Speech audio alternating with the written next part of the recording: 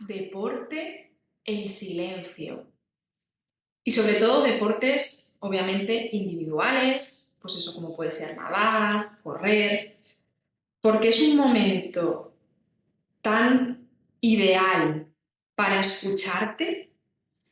Cada vez tenemos menos tiempo para todo y sobre todo menos tiempo para nosotros mismos, ¿no? Entonces, ya que tienes el lujo, seguramente, de tener ese espacio para dedicarte a ti, a entrenar, a moverte, no uses la música, no uses ningún tipo de dispositivo porque de verdad estás perdiendo un tiempo súper valioso. Y os hablo desde la experiencia de cuando yo empecé un poquito en el mundo del desarrollo personal y empiezas a hacer un camino de escucha, de trabajo interior, empiezas a entender la importancia de la meditación, del mindfulness, y es verdad, ¿no? Que todas esas herramientas te traen un poquito al aquí y a la hora. Pero yo era de las primeras que el hecho de estar parada puramente haciendo una meditación, a veces, pues, claro, tenía ese ruido mental y me costaba. Entonces, en los cursos que hice de meditación, descubrí que había meditación en movimiento, hay meditaciones también dinámicas, que puede ser bailando, fluyendo, moviéndote. Entonces, cuando hace 7 meses empecé a correr, me di cuenta que en ese espacio en el cual, sobre todo, estaba en el exterior, ¿no? Que me daba el sol, que estaba en la naturaleza, recibía un montón de información. Pues en ese momento recibía ideas para vídeos, para reels, recibía ideas para mi empresa, recibía mucho, mucho, mucho. Es como si mi inconsciente en ese momento dijera, bueno, ahora que no estás despistada con nada, voy a empezar, ¿vale? A darte las respuestas que realmente estás buscando. El momento en el que me di cuenta de lo potente que era es cuando empecé a sentir un dolor, ¿vale? Yo os explico brevemente que para mí el correr siempre ha sido un gran límite, un gran bloqueo. Yo desde los 6 años fui nadadora, de manera que invertía todo mi tiempo en nadar, pero es verdad que en los entrenos de físico, cuando en el club de natación, hacíamos, aparte de trabajo pues de gimnasio, hacíamos un poquito de carrera. Y era algo que a mí siempre tenía un problema, es decir, o tenía un dolor en la rodilla o en tobillo, he tenido varios accidentes de tobillo, ¿de acuerdo? Que estaban un poquito cronificados porque no se acababan como de recuperar. Entonces, claro, cada vez que yo iniciaba otro deporte, porque siempre me ha gustado hacer diferentes deportes, me gustan mucho los deportes individuales. Yo además cuando nadaba hacía deportes, bueno, hacía pruebas de larga distancia, entonces a mí lo que es estar una hora, pum, pum, pum, pum, es algo que me sirve mucho, que yo recuerdo horas y horas en la piscina, en las cuales mi madre se sorprendía porque me decía, ¿y qué piensas, no? En hora y media que estás entrenando o en 2 horas. Y digo, pues repaso la lección, pienso cómo he tenido el día, ¿no? Entonces yo ya usaba un poco el deporte para hacer una escucha activa, ¿vale? Pero lo que quiero sobre todo comentaros hoy es que ya lo uso para curarme, ¿de acuerdo? Es decir, cuando vuelvo a empezar a correr, yo no sé cuántas veces como me he puesto, la última fue antes de tener a mi hija Sofía y fue como, jolín, ahora que empiezo a correr sin dolor, me vuelvo a quedar embarazada, ¿no? Entonces, en este momento, cuando ya me sentí recuperada, dije, ahora realmente quiero pasar este gran bloqueo de mi vida que tengo, que en este caso es, por ejemplo, el correr. Entonces, ¿qué pasa? Que empiezo a correr y me empieza a doler una rodilla, ¿vale? Entonces, en vez de pararme, volver a mis pensamientos antiguos, que eran, jolín, qué rollo, qué me pasa, en ese momento acudí a fisios, osteópatas, posturólogos, me puse plantillas, me mejoraban un poco, pero al final el problema seguía estando, ¿vale? Entonces, cuando cambio un poco mi pensamiento y digo, ahora voy a salir a correr pidiendo respuestas sobre mi rodilla, o sobre mi tobillo, en este caso, y me empezó a doler la rodilla, te das cuenta de que aparecen mogollón de pensamientos de esto no lo puedes hacer, tú no sirves para esto, te vas a volver a lesionar. Entonces, yo puedo quedarme con todo eso que me inunde y que mi dolor vaya aumentando, o había días que me paraba, empezaba a caminar, pero en mi pensamiento decía, libero este dolor, abrazo estos límites, pero ya no son míos, ¿vale? Entonces empecé a reprogramar cada vez, visualizaba antes de salir a correr que corría y veía como si hubiera energía en la rodilla, como si yo mandara una energía sanadora ahí, y empezó a dejar de doler. Y es así, ¿vale? Entonces, ¿fue un día? No. ¿Fue una semana? No. Muchas veces nos lleva tiempo. Y eso es lo que yo veo que en consulta la gente no tiene la paciencia para trabajar en un dolor el suficiente tiempo, ¿vale? Entonces, pensad que para sanar un dolor, por ejemplo, mi rodilla era un tema también postural, ¿no? Mis tensiones también hacían que se cargara más ahí. Cambiar la postura, los apoyos y la bioquímica de un proceso inflamatorio lleva tiempo y a veces más de lo necesario. Pero ahí está tu propia fe y la confianza en que tú vas a solucionar ese proceso.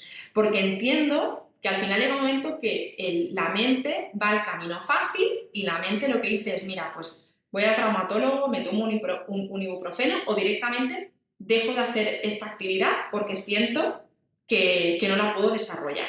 Y como yo había dicho, que igual que he acompañado a mi marido a tantas carreras y veo tanta gente, yo siempre pensaba, si ellos corren, ¿por qué yo no lo puedo hacer? ¿Vale? Entonces, uno va reprogramándose, uno va escuchando la cantidad de porquería que yo me decía cuando corría. O sea, algo es que de verdad, o sea, no os lo puedo explicar la cantidad de cosas, ¿no? Entonces, si yo hubiera salido a correr con ruido, con música, todo eso me lo hubiera perdido, ¿vale? Entonces, decidí apuntarme a mi primera media maratón, ¿de acuerdo? Entonces yo empecé a correr en febrero y la primera la hice ahora va a hacer 15 días en Estocolmo, ¿vale? O sea, que fueron de febrero a agosto y todos los días del entreno era un paso más a mi meta, un paso más a una transformación y yo esto lo hago, ¿no? Cada kilómetro que hacía decía, es un kilómetro más allí, y he imaginado la meta tantísimas veces, no os lo podéis imaginar, o sea, lo he visualizado cada día que entrenaba, visualizaba la llegada de mi media maratón, ¿no? Entonces, es algo que es súper potente, que se usa mucho, muchísimos deportistas, ¿no? Ya lo han comentado, que cuando ganan la medalla no es que no estén contentos, es que lo han visualizado tantas veces que es como que ya no es una sorpresa para mí, ¿no? Entonces, han conseguido manifestar y vivir aquello que primero pudieron ver. Entonces, si tú no confías en que tú realmente puedes sanar ese proceso y esa sanación no va a llegar, ¿vale? Entonces, lo que suele faltar en los pacientes a nivel de sanación, os he compartido una rodilla, puede ser cualquier otro proceso, ¿vale? Pero lo que suele faltar es la fe de yo lo veo y sucede. Y lo entiendo, porque no nos han educado con ese poder. Al revés, ¿no? La mayoría pues estamos educados como que las soluciones vienen de fuera y que tú eres pues como una víctima que tienes que dejarte llevar por lo que va sucediendo en tu vida, ¿vale? Nadie te dice que tú visualices y tomes decisiones en base al futuro que tú quieres. Nadie te dice que realmente escribas, dibujes e imagines lo que quieres. Y es increíble porque viene tanta gente a consulta y yo le digo, ¿qué es realmente lo que quieres? Y no lo saben. Entonces, es normal que estemos muchas veces perdidos. La mayoría de veces las cosas que queremos no son realmente necesidades o cosas para nosotros, sino lo que hemos aprendido del entorno que debemos querer, ¿no? Cuántas cosas hacemos por nuestro sistema, por nuestras creencias o por lo que creemos que es lo correcto, y muy pocas veces elegimos realmente el camino que nosotros queremos. Entonces, la manera de saber qué camino quieres es estar en silencio y escucharte mucho más de lo que te estás escuchando, ¿vale? Entonces, para mí, esos momentos de verdad que son oro. Yo he dejado de ir con música en el coche, voy en silencio para observar lo que tengo, para observar el sol, para observar hasta el atasco. Me siento y lo respiro. Total, enfadarme no va a hacer que el atasco vaya antes y yo siempre digo, llegaré en el momento que tenga que llegar, ¿no? Al lugar. Entonces, por eso ya voy sin reloj y voy fluyendo un poquito sabiendo que todo es perfecto. Y me pasa un montón de veces que de repente, yo qué sé, veo que en un semáforo estoy a punto de pasar, me quedo, me paro y justamente arranco y en una zona de la consulta que a veces cuesta aparcar, llego, pum, y aparco a la primera. Y es como ves, he esperado un minuto en el semáforo, pero no estoy esperando para aparcar. Por ejemplo, todo lo que sucede es perfecto. Y lo que no lo es porque tú inconscientemente lo has pintado, lo has dibujado y lo has proyectado de esta manera, ¿vale? Entonces, por eso en mis formaciones enseño tanto el testaje, la conexión con uno mismo, para escuchar y entender qué mensaje estás enviando y por qué te llega o por qué atraes ese tipo de cosas, ¿vale? Entonces, aprovechad todos los momentos de silencio con vosotros mismos porque son súper difíciles de encontrar y sobre todo, pues desde que soy madre es muy difícil, ¿no? Tener ese silencio, es como que el momento en el que me tumbo en la cama antes de irme a dormir es donde puedo repasar mi día, repasar cómo me he sentido, repasar si siento algún tipo de culpa, de frustración, de enfado y es ahí donde tengo el espacio y la obligación de reprogramarme. No me puedo ir a dormir con esa culpa, esa ira o ese enfado, porque de esa forma es de la forma en la cual me voy a levantar. Y os digo una cosa, si te levantas con frustración y enfado, vas a atraer a tu día frustración y enfado, ¿vale? Por eso siempre os recomiendo que tengáis un rato para vosotros como mínimo antes de iros a dormir y por la mañana levantaros, ¿vale? Entonces, si tú sales de tu casa con un sentimiento de plenitud, de bienestar, de gozo, de presencia, te va a ser más fácil tener un día más fácil, ¿vale? Hasta aquí mi reflexión sobre el tiempo contigo mismo. Quiero acabar con con uno de los estudios que comenta Nazaret Castellanos en su último libro, El puente donde habitan las mariposas, que me pareció increíble, ¿no? En varios estudios querían ver un poquito cómo las personas sentían sus pensamientos y el estar con ellos mismos y escucharse, ¿vale?